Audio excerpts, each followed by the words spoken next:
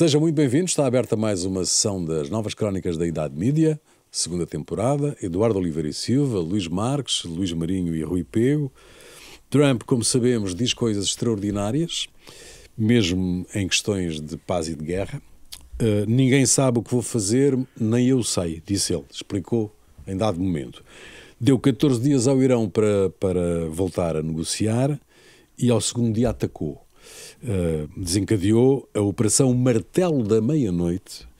Quem se lembra de outros nomes, de outras operações, como Tempestade no Deserto, era assim uma coisa... Agora, Martelo da Meia-Noite, dá para ficar logo decepcionado, não é?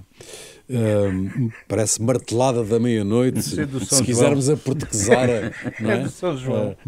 Exatamente, parece o São João, exatamente. Bom, mas onde é que estavam? Este é que é o ponto. Onde é que estavam as grandes cadeias norte-americanas? Onde é que estava a CNN? Onde é que estavam os grandes jornais americanos e ingleses? Onde é que estavam os média tradicionais neste ataque dos Estados Unidos ao Irão? Quem quer começar? Eu posso começar. Eu acho é que a natureza da guerra relativamente aos anteriores conflitos se modificou. E, portanto, primeiro, não é possível estar no Irão, do ponto de vista da cobertura da reportagem, e as outras, nos outros conflitos, é aquele jornalismo embedded, em que os jornalistas acompanham, então, um bocado inseridos nas colunas. E depois há uns stringers que andam, eu neste caso, neste tipo de conflitualidade, acho realmente também um bocado difícil que isso exista. Independentemente de também a natureza desse tipo de jornalismo e os meios serem hoje muito mais caros, e difíceis de, não por serem mais caros em termos de transmissão, que não são, mas em termos de retorno e de capacidade financeira das empresas. São as explicações que eu vejo, sim, basicamente, não sei. Algumas são essas, outras tratou-se de uma operação aérea. Sim, pois é isso que eu estava a dizer. É completamente diferente. Ou seja, não há uma operação terrestre, não há tropas no terreno, não há botas on the ground, como se costuma dizer, como se diz na gíria militar, e o secretismo da operação era a chave do sucesso. Eles não conseguiam ter o sucesso que tiveram. E a verdade é que unanimemente é considerada que esta é uma das mais complexas e extraordinárias operações militares desde a Segunda Guerra Mundial. E foi realmente a operação de descarga, portanto, das bombas perfuradoras, portanto, foi realmente, portanto, uma coisa só os americanos é que podem fazer. E nesse sentido percebe-se, portanto, que tinha que ser uma operação feita, portanto, na máxima discrição, e que os jornalistas, portanto, foram apanhados de surpresa. E aí, nesse sentido, foi um sucesso para os americanos e para os israelitas. Mas, entretanto, o Donald Trump já veio criticar a CNN, o New York Times, etc., por não terem dado relevo àquilo que ele considera, enfim, e na prática pode ter sido a grande vitória desta guerra, não é? Portanto, já fez grandes críticas. Aliás, é normal que a determinados meios que ele normalmente ataca, mas já fez uma grande crítica por esses meios não terem valorizado, segundo ele, esta operação americana. Mas, aliás, há aqui uma nota até, portanto, porque saiu um documento aparentemente apócrifo, não se sabe muito bem qual é a credibilidade a dizer, portanto, que a destruição da operação americana foi inferior àquilo que efetivamente se esperava que fosse. Coisa que não está comprovado, e o documento não se sabe se é oficial ou não, portanto, espera-se que a comunicação social e o jornalismo americano, portanto, faça sobre isso a investigação que deve ser feita. Mas eu noto que a grande informação, quando o jornalismo de referência foi apanhado de surpresa, mas reagiu, há uma nota muito... Há aqui duas linhas. Uma é esta, portanto, ou seja, aquilo, portanto, enfim, não foi tanto como se está a dizer, portanto, os estragos não foram tão profundos, mas há um título do jornal, do Economist, de hoje mesmo, portanto, que diz, talvez para mim seja a melhor síntese, portanto, desta operação. Uma operação que o Economist considera deslumbrante, assustadora e perigosa, sendo que constitui, na opinião da Economist, uma vitória de Israel e dos americanos.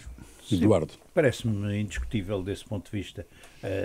por muito poucos que tenham sido os dados relativamente, os estragos relativamente àquilo que alguns esperavam, é evidente que há ali um atraso no desenvolvimento dos planos iranianos e digamos que também o Irão vai ter que baixar a crista, digamos assim, do ponto de vista da intervenção que eles costumam ter em muitos sítios. Até porque, sejamos objetivos, o mundo árabe, o mundo sunita, não olha com desgosto para aquilo que aconteceu. Dizem umas declarações formais e tal, mas pouco mais. Ninguém tem muita pena do Irão.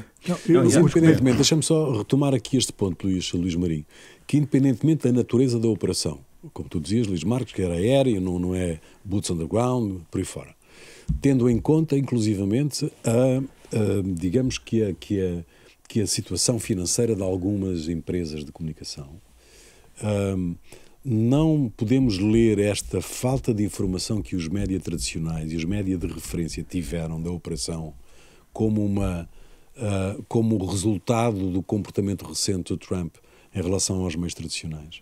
Eu acho que aqui a componente militar prevaleceu. Sim, acho que os militares impuseram tanto o secretismo. Foi um bocado como na Segunda Guerra Mundial, ninguém soube tanto da bomba atómica, né? Só soube depois. Eu acho que neste caso concreto, aliás, o próprio Trump já comparou esta operação ao lançamento da bomba atómica em Hiroshima e Nagasaki depois. Enfim, talvez esteja exagerado, mas que houve aqui um secretismo, um efeito de surpresa, até porque a operação é de facto muito complexa, né? Basta ver quando o conjunto de aeronaves que foram colocadas, a utilização da base dos Açores e de outras, enfim, a complexidade foi extrema e qualquer fuga de informação podia prejudicar, e nesse sentido correu bem para os americanos e para os serviços militares americanos correu muito bem. Acho que é só acrescentar isto, estou a subscrever alguns comentários que eu vi, que é, de facto, isto revelou também, de certa forma, o grande isolamento em que o Irão ficou, porque ninguém se chegou à frente e até aqueles, digamos, os seus apoiantes, aqueles que o Irão tem promovido, o caso do Hamas, o caso da Hezbollah, etc., ninguém se mexeu. Ninguém se conseguiu mexer, não é? Portanto, também isto revela, de certa forma, a operação foi bem montada antes, não é? Uma grande preparação e muito bem, e também, digamos, no tempo certo, não é? No tempo em que o Hamas já teria pouca capacidade, a Hezbollah ida, e sabendo, obviamente, que a China iria ficar quieta, como era óbvio. A China e a Rússia. A China era para dar aqui um voto. Mas eu tenho... não falava da China. Eu trago outra carta na manga que foi... Tem uma carta gostei muito de ver os erros todos que disse o major-general neossoviético Agostinho Costa. Espalhou-se completamente ao comprido. Foi uma coisa notável. Ele não é russo, ele é neossoviético. É extraordinário. Eu acho fantástico. E aquela coisa de boa educação com a Diana Soler foi um grande momento. Mas o que é mais extraordinário, exatamente, isso foi uma coisa lamentável, mas o mais extraordinário é que ele agora também vai à RTP. Aliás, eu acho que já não sei se ele ainda está na CNN. Não está. Mas vai à RTP também. Mas eu acho fantástico, não tem nada a ver com as opções. Por mim não punha lá mais despesas. Não, mas é assim, eu acho que não tem nada a ver com as opções dele. Tem a ver com a falta total de credibilidade dos comentários. E as televisões continuam a convidá-lo, porque deve ser giro, deve ser... Não, aquilo deve ser... polémico. É porque ele é polémico. Insulta a Soler, coitada. Não tem nada a ver com acrescentar... Sim, já está ao nível da... Já levou uma vez com um copo de água na cara, não se viu na televisão, mas foi depois dos comentários. Mas a Diana Soler tem uma grande paciência. Já não lembro com quem, esse foi com a Helena Ferro Gouveia, levou com um copo de água na cara. E andamos nisto, portanto, os comentadores já não basta serem comentadores, mas também têm que ser giros. Portanto, e polémicos, ou terem piada, ou terem muita polémica. Se disserem muito disparate, é bom, não é? Exato. Bom. Mas há aqui só duas notas que eu gostaria de referir. Luís Marques. Que a imprensa portuguesa não está a dar... Bom, a imprensa, em geral, os comentadores atacam os americanos e consideram que isto é um erro. Enfim, isto é cada um para pensar o que achar. Veremos se é assim ou não. Mas, independentemente disso, há um aspecto que a imprensa portuguesa não tem trabalhado bem, que é alguma complexidade da operação em si, portanto, ou seja, do ponto de vista da gestão política. E há dois dados interessantes que ainda não vi referidos, mas já vi referidos na imprensa internacional, em particular num site chamado O Desalinhado, chama-se O Desalinhado em português, e que é o seguinte, uma das coisas interessantes do ataque dos americanos, os americanos avisaram os iranianos que iam atacar. E o que é que aconteceu? Aconteceu que os iranianos foram à central de Fordow, penso que é assim que se diz, sim. Com 16 caminhões buscar o urânio que lá estava escondido, que a agência internacional nunca tinha identificado. Sabia que existia, mas nunca tinha identificado. Ou seja, de repente, os serviços secretos internacionais ficaram a saber onde é que estava o urânio. Porque eles depois levaram dos caminhões e os gajos pensaram, agora já sabem onde é que está. Vi isso num canal francês. Viste isso? Eu vi neste site. E depois outro aspecto interessante que mostra a maneira como isto foi gerido, porque houve aqui uma preocupação de não criar uma situação de mudança do sistema, de fazer para que o sistema colapsasse. E como é que o sistema podia colapsar? O sistema político iraniano, com o ataque a uma ilha chamada Ilha de Kark, que é onde está o principal porto de exportação dos produtos, portanto, do Irão, sobretudo para a China, e que é fundamental não só pela exportação, mas pela entrada de divisas. Ou seja, se houvesse um ataque a esta ilha, que era fácil para os aviões, porque não havia defesas, basicamente a economia iraniana colapsava em 5 dias. E os gajos não o fizeram. Ou seja, houve aqui uma preocupação de manter o regime. O que é interessante, porque já houve precedentes no Iraque, portanto correram mal e aparentemente aqui aprenderam. Não é? Supôs em dado momento que o objetivo era também remover... Aparentemente não é, não foi. Ou terá havido um aviso em si, um conselho, não ataquem aqui, vejam lá. Pode até ser um conselho da China. Da China, claro. Os amigos do Eduardo. Não sei o que é que o Eduardo acha. Por acaso, dá para falar sobre isso, porque aquela ideia de que os Estados se desmembram e depois é um problema, não é.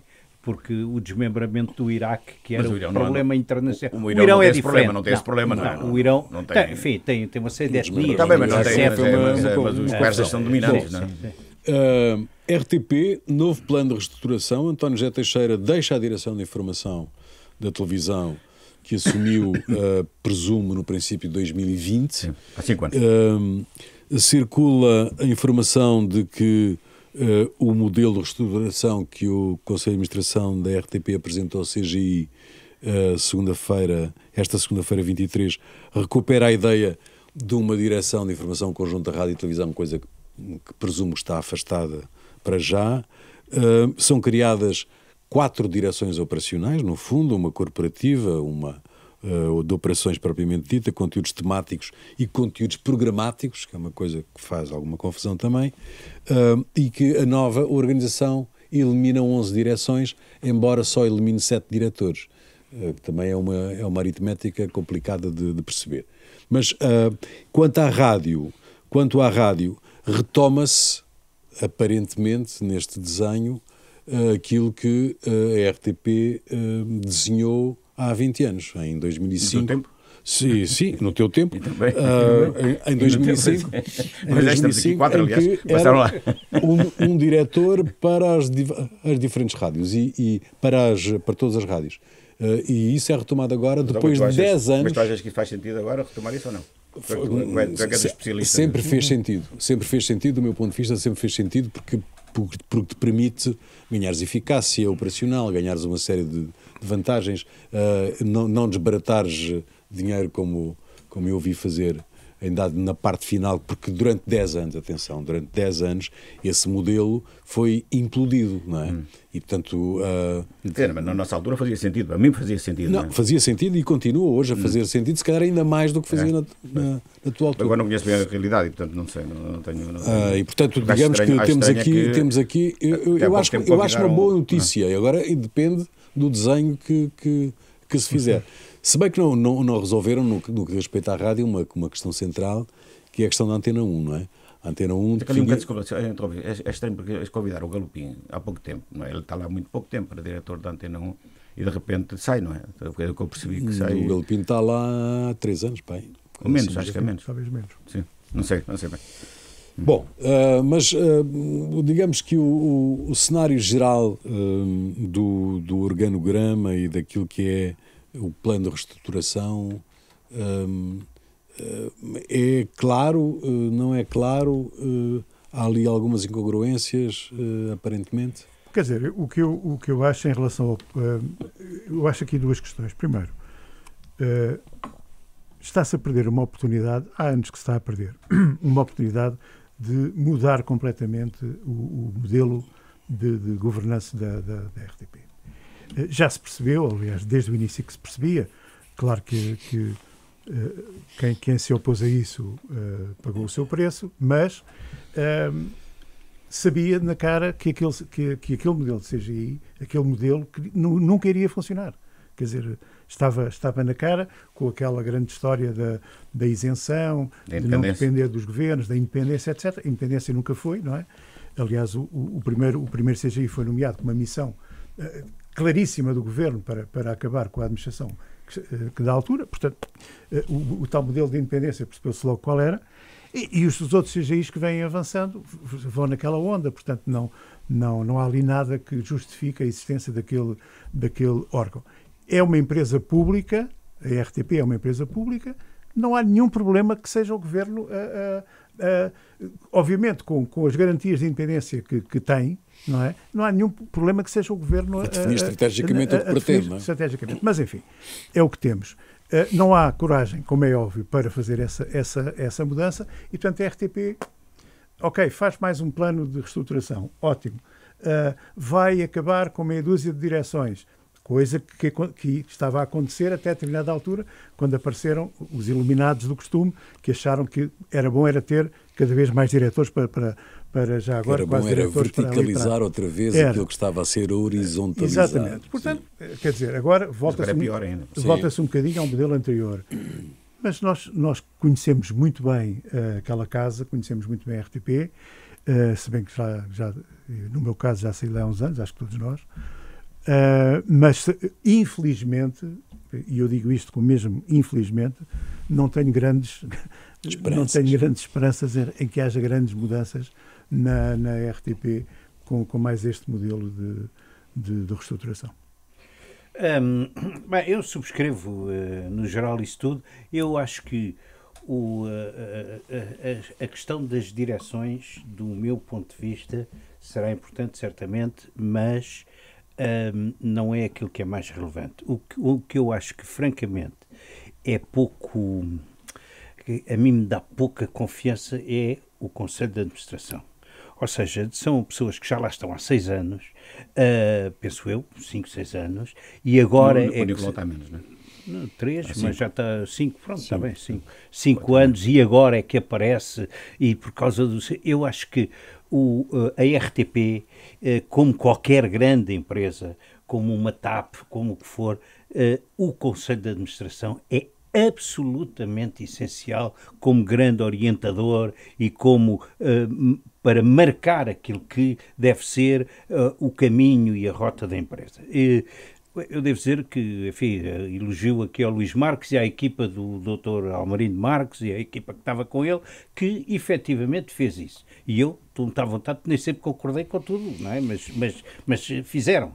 E eu acho que são esses momentos que são decisivos. E não vejo nesta reestruturação essa vontade, essa reforma, aquela coisa de sermos verdadeiramente reformistas e de ver, porque depois dizem umas coisas, o mundo da digitalização, eu ouço isso desde 2008, não é? Quer dizer, portanto, já passaram 17 anos, ou o que é, e eu, nesse sentido, acho que é pouco, não é por ali e não é por mudar um diretor ou 2 ou 3 que as coisas se modificam do ponto de vista.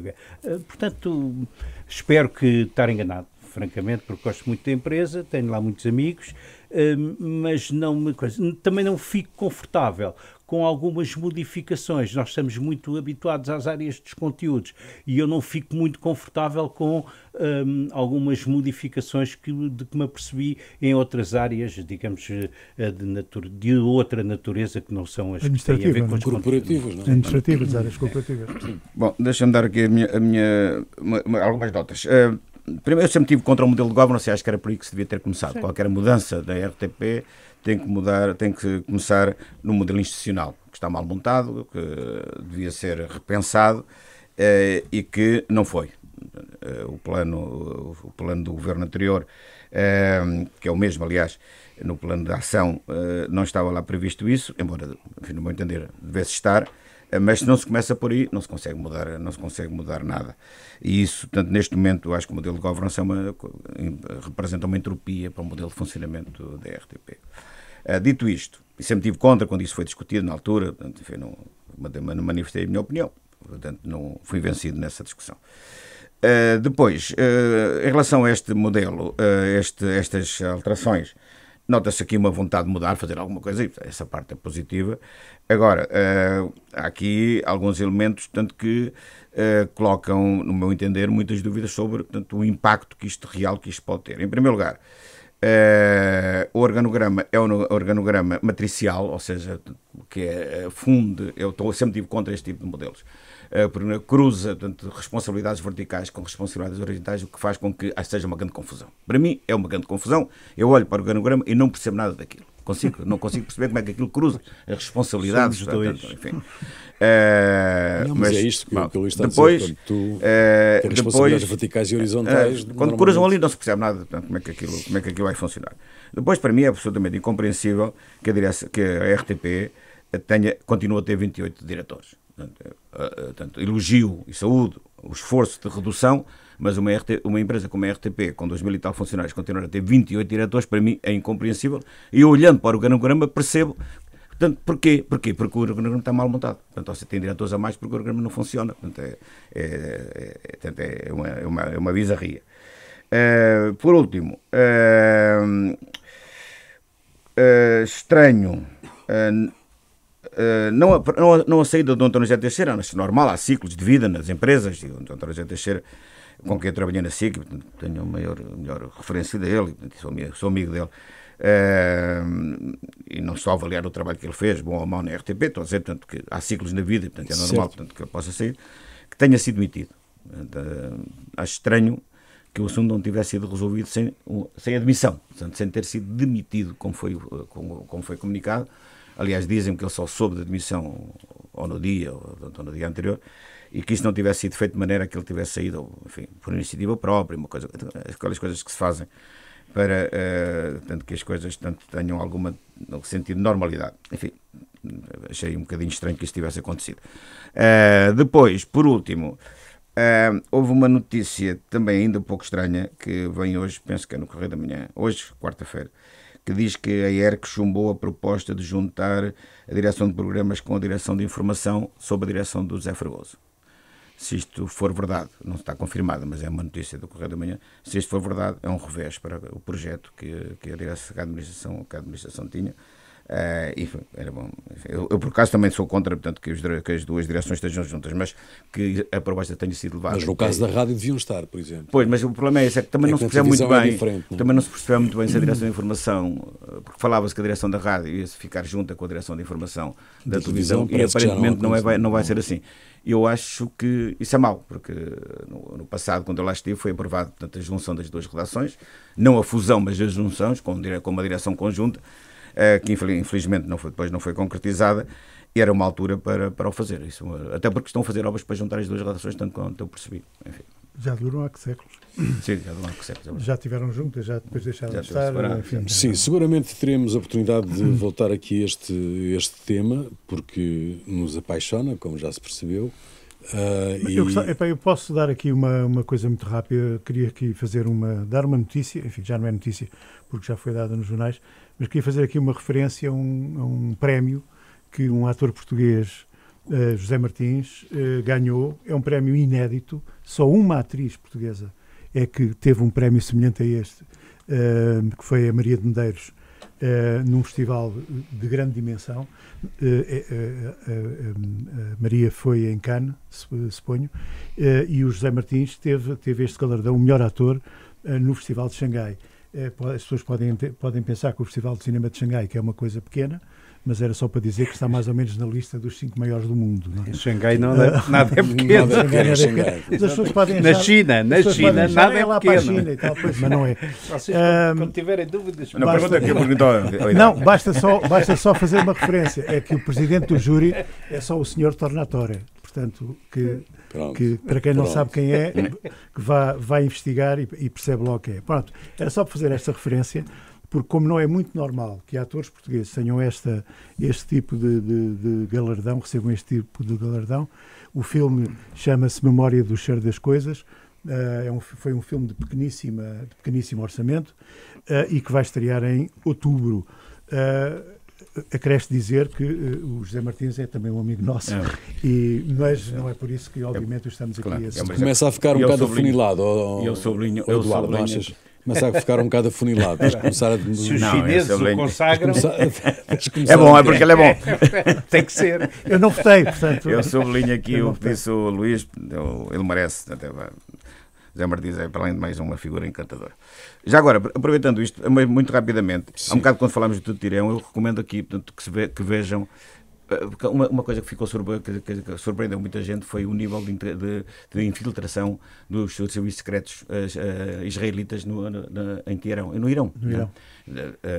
Percebeu-se tanto que a Mossad, e eu recomendo que vejam uma série chamada Teherão, que está na Apple TV. Isto já é de alguns anos, mas é uma série extraordinária, passada em Teherão, e que já recebeu um prémio dramático, um Emmy em 2021, série dramática, que é uma série de espionagem e que revela realmente a capacidade que os serviços secretos israelitas têm de atuar em Teherão.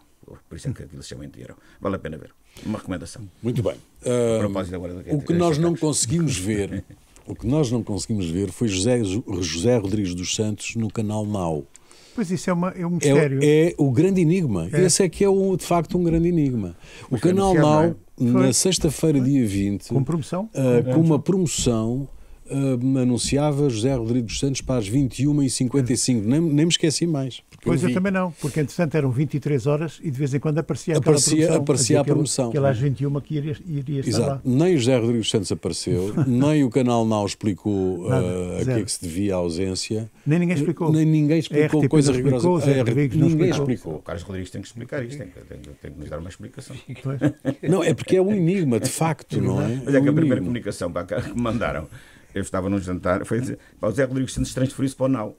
Pois, exato. Porque aquilo era equívoco, não é?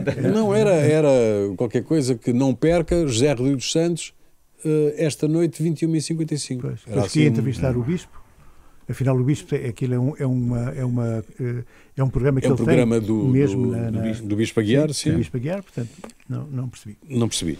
Bom, mas aparentemente estas coisas que acontecem na televisão às vezes têm resultados extraordinários. Provavelmente, eu não fui ver as audiências do canal Now nesse dia, mas se calhar muitas pessoas que está a subir. Muitas pessoas ficaram como eu, à espera das 21h55. Para ver o José Rodrigues Santos no canal Now. Eu deixei de fazer tudo para ir ver. Exatamente. Agora, até uma imagem de um estádio vazio, no Benfica Auckland, sem acontecer nada dentro do estádio, não é? Ganhou as audiências. Foi líder de audiências nesse dia. Mas naquele período? Naquele período é extraordinário. É verdadeiramente extraordinário. Portanto, a TVI teve 1h20, contei eu, porque eu estava... A TVI generalista. A TVI generalista. Teve 1h20 com a imagem do estádio, onde corria o intervalo do jogo do Benfica, porque entretanto caiu uma tempestade e o jogo não recomeçava. E estiveram ali 1h20, aparentemente com boa remuneração, porque lideraram as audiências. E soubemos que foi de propósito, ficou mesmo ali, sim. Não foi? Houve mesmo a intenção de ficar ali para agarrar. A benfiquista cobre claramente essas audiências, ficou ali ansiosamente à espera do... Se calhar saiu quando começou o jogo, certeza absoluta. Vocês não sabem o que é a nação benfiquista. Não percebem. A nação benfiquista está completa, é quando a equipa não joga. Quando a equipa não joga, vem. Quando começa a jogar, deixam de ver. Não, mas ontem também aconteceu uma coisa fantástica, já estamos a falar de futebol e transmissões, é que a TVI não tinha previsto a transmissão do Benfica. E entrou de repente. E na segunda parte, começou, e o jogo foi transmitido, a segunda parte do jogo foi transmitido na TVI. A primeira não foi. Eu vi a primeira na E de DAZN. repente começaram a promover que a segunda parte, isto agora está a dar, bora lá dar. E pronto, eu acho que era assim. E foi um jogão. O que pensavam, que o Benfica ia ser trucidado pelo Bayern. Sim. E pensaram assim, é melhor não dar. O Benfica estava a ganhar, bora dar. E eu acho que isto é giro porque a programação à la minuta. Não sei qual foi o resultado. Estamos a receber o sinal, espera aí, está a dar. Não vi ainda qual foi o resultado das audiências de ontem. Quando um relato de futebol é por vezes o programa mais visto da televisão em Portugal. O relato, é verdade. Bom, já aconteceu. Está o intervalo mais visto do mundo. Desculpa, a propósito de CMTV, eu tenho que dizer aqui, tenho que ler aqui uma coisa muito rápida. Estávamos a falar da TV, por acaso. Também passamos para a CMTV. Não, porque é o canal ao lado. Como eu digo, isto é dinâmico, não é? Sim, claro, completamente. Uma colunista do Público, é a Carmen Garcia, que é uma enfermeira, mas que escreve muito bem e com uns temas sempre muito interessantes. Fez aqui um grande texto que diz Os Mais Velhos e a CMTV. E tem aqui uma coisa interessantíssima que diz assim, eu vou ler muito rápido. Quando perguntei a uma senhora de que cuido se não se fartava de ver desgraças a tarde inteira, ela respondeu muito sério que as desgraças são as crianças a morrer à fome na guerra lá longe, feitas só de pele e osso e moscas à volta dos olhos. Que isto que dá na CMTV é só a vida como ela sempre foi, com o bom, o mau e o que fica a meio caminho. E eu acho esta explicação se a senhora disse isso mesmo, notável. É notável. Se a senhora disse isso mesmo, exato. Absolutamente. É verdadeiramente notável. Bom, meio mundo escandalizado com o casamento de Jeff Bezos em Veneza. Pois. Mas, quer dizer, Veneza não está cheia de Bezos desde sempre? Não, também, mas isto é demais. Mas não fecham, mas não costumam fechar aquilo, não é? Fechou aquilo, praticamente comprou. Alugou Veneza durante uma semana. O homem chega lá, quanto é que custa isto? Quanto é que custa fechar isto? É tanto, ok. Aquilo leva 9 iates. Além do dele, não é? Já lá está, tanto, 250 convidados. 15 milhões de euros. Portanto, basicamente ocupam tudo o que é o que é restaurantes. E há um movimento contra o casamento, contra a realização do casamento ali. Ele vai casar com uma jornalista, por acaso, não sei se sabiam disso. Era jornalista ela? Laura Sanches, era percebi que era bonita, agora ser jornalista. É bonita e era pivô, era jornalista. Pivô da Fox News. Pivô da Fox News. E depois há um movimento que não há espaço para Bezos. E Veneza não está à venda. Portanto, é um movimento que está em curso. Pelos vistos está. Até o final da semana, portanto, aquilo vai aquecer. Vai ser interessante. Mas isto também revela uma ostentação. E também uma arrogância, uma ostentação. E a própria Mary, a própria Câmara lá do sítio aceitar. Devia ter proibido, não é? Mas provavelmente acho que foram 6 milhões ou 7 milhões, não é? 15 milhões que ele pagou à Câmara? Não, 15 milhões que eles vão gastar. Mas está bem, mas à Câmara... Não sei qual é a parte que é para a Câmara, não sei. Isso seria curto, penso eu. 15 milhões num dia ou uma semana é pouquíssimo para uma cidade daquela. Bom, nós estamos a gravar quarta-feira, parece que a Caras não saiu, pelo menos é essa a informação que eu tenho neste momento. A Caras não saiu esta semana porque estão os trabalhadores da Trusty News em greve e... digamos que se especula se amanhã a Visão aparecerá, amanhã quinta-feira, se a Visão aparecerá nas bancas. Luís Delgado, numa reunião com os sindicatos jornalistas, explicou porque há salários em atraso e há subsídios em atraso, subsídios de alimentação e subsídios de férias. 25%, não é? Parece que não. Exato, só subiram 25%. Em reunião com os sindicatos jornalistas, Luís Delgado explicou que ele não pode fazer nada enquanto a juíza, não me quer enganar, enquanto os credores não lhe permitirem regressar à gestão da TIN. E, portanto, tem que ser a juíza do processo de insolvência que tem que determinar isso. Bom, a verdade é que as pessoas que estão com salários em atraso e provavelmente a Visão não sairá amanhã. Pelo menos vai ser difícil, há muitos jornalistas em greve, eu falei com alguns de lá e eles são parados, a menos que vão buscar peças que já estivessem feitas. Enfim, é sempre possível fazer uma coisa com base naquilo que está feito, não é? Só sobre jornalismo, uma coisa que vai mudar rapidamente vai ser a Comissão da Carteira Profissional de Jornalistas. Há confusão com a Presidente e procuram uma nova Presidente. Tem que ser, no caso, advogada e... Mas tem que ser mulher? Não, mas enfim, há uma tendência... Não, uma nova Presidente? Não, mas... eu acho que ele já sabe quem é. Vamos... falam da Luísa Meireles, sim. Sim, que junta as duas situações, ser jurista ou advogado, ter sido e jornalista. Queria só fazer aqui uma referência. O julgamento que opôs Lemos Esteves e Pacheco Pereira é um julgamento, era uma situação já antiga. Este indivíduo, Lemos Esteves, é um professor universitário e que fez uma publicação dizendo que Pacheco Pereira recebia dinheiro e que era uma espécie de avançado do Irão. Já que há uns anos, não é? E com uma série de referências que ele pertencia, até quase ligações a grupos terroristas, uma coisa, enfim, do arco da velha. Pacheco Pereira, obviamente, processou, não é? E o que é que resultou no julgamento? O Lemos Esteves disse que afinal tinha inventado tudo. Bom. Acabou por pedir desculpa. O Pacheco Pereira tinha pedido 70 mil euros de indemnização, acho que acabou por 10 mil euros. O Pacheco Pereira acabou por aceitar tudo, a dizer ok, desde que as desculpas sejam públicas e isto é uma coisa, eu acho que isto absolutamente não estava. Este homem é professor universitário. O problema não é esse, o problema não é ele ter inventado. O problema é claro que é ter inventado. Claro. Mas o problema é que este homem é professor universitário, não é? Quer dizer, e dão só luxo de fazer este tipo de coisas e há consequências para isto, para além da... Devia ser major-general. Devia ser. Por exemplo. Bom, nós estamos a caminhar. Ao Transit News, não sei se é assim exatamente, se essa é a explicação que o Dr. Luís Delgado deu, se está certo ou não, eu quero acreditar que sim, mas que há aqui alguma coisa que não estava a ter certo, não está, não é? Porque há uma decisão do Tribunal, a decisão do Tribunal permite-lhe a ele recuperar a gestão da empresa. Há uma promessa dele injetar 1,5 milhões de euros exatamente para resolver estes problemas, e a verdade é que isso tarda, se é do Tribunal, se é do que é outra coisa qualquer. É lamentável o que está a acontecer e temos de estar solidários com as pessoas que estão a ser... Mas o Luís também tem um processo em que pode ser condenado à prisão. Já foi. Já foi condenado, agora não sei se está em recurso, não é? Mas tudo isto não estava a ter nada certo, enfim, é uma pena. Sim, e aparentemente mal explicado. Aquele grupo, sobretudo aquelas publicações, não merecem, não é? Merecem continuar, não é? Nós estamos a caminhar rapidamente para os nossos grandes enigmas, mas não queria deixar de recolher aqui a vossa opinião sobre a Cimeira da NATO. A Europa vai pagar à grande, disse o senhor... Aquele senhor que disse que nós gastávamos dinheiro em mulheres e álcool, o senhor Marco Rutte, foi o outro gajo, não é? Foi ele que disse isso, não foi? Não foi ele? Não, foi, também era holandês, mas não era ele. Não foi ele. Era o presidente do Eurogrupo.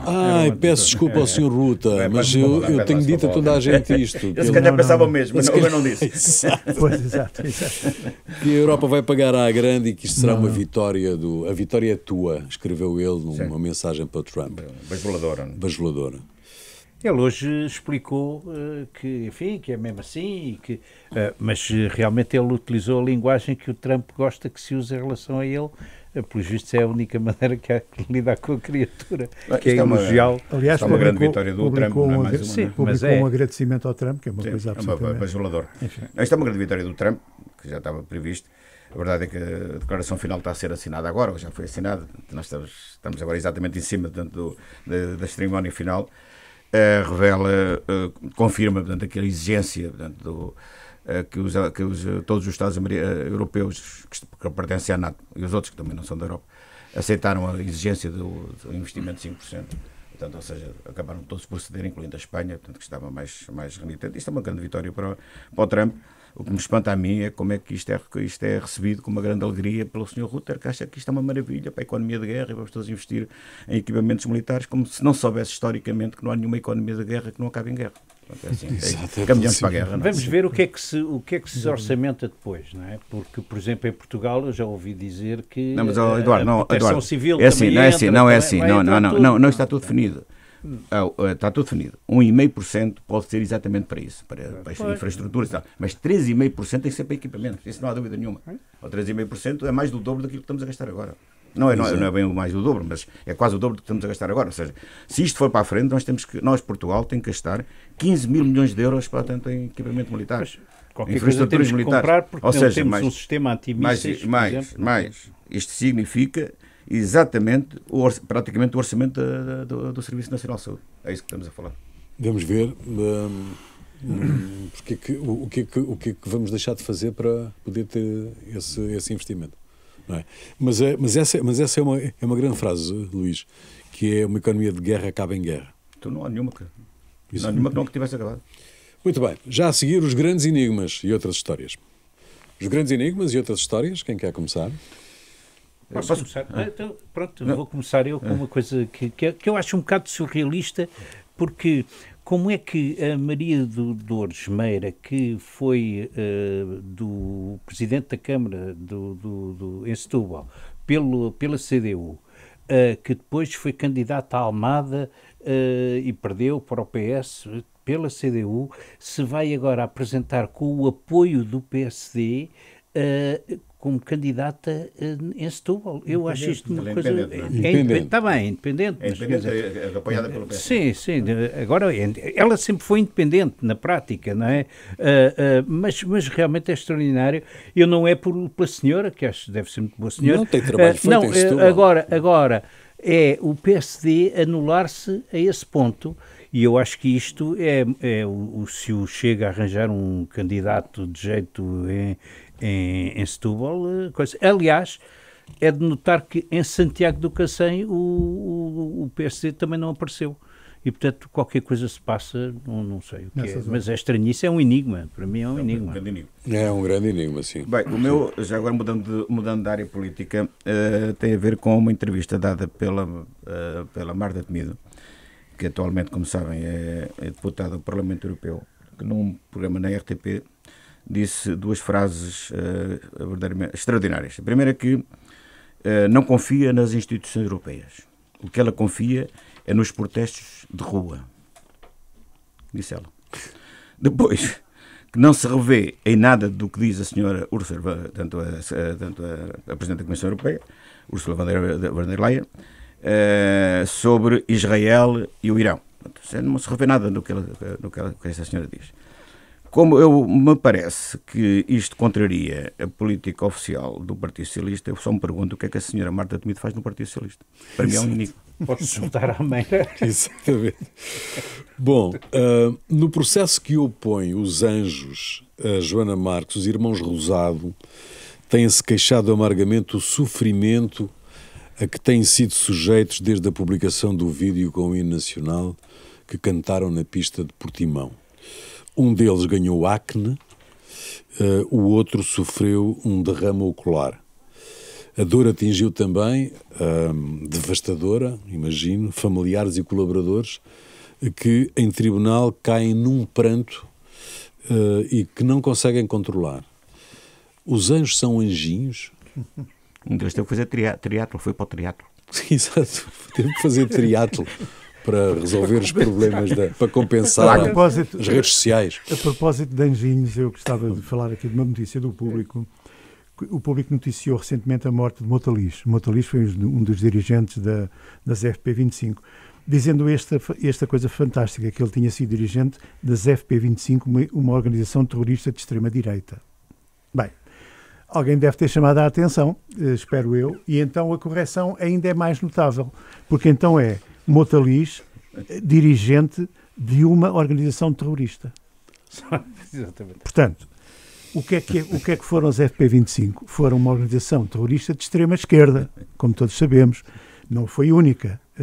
A história de Portugal teve algumas. Teve, por exemplo, a Legião Vermelha, nos anos 20 do século passado, e teve movimentos que já não lhes chamo de terroristas, mas tiveram movimentos de ação direta ligados à esquerda.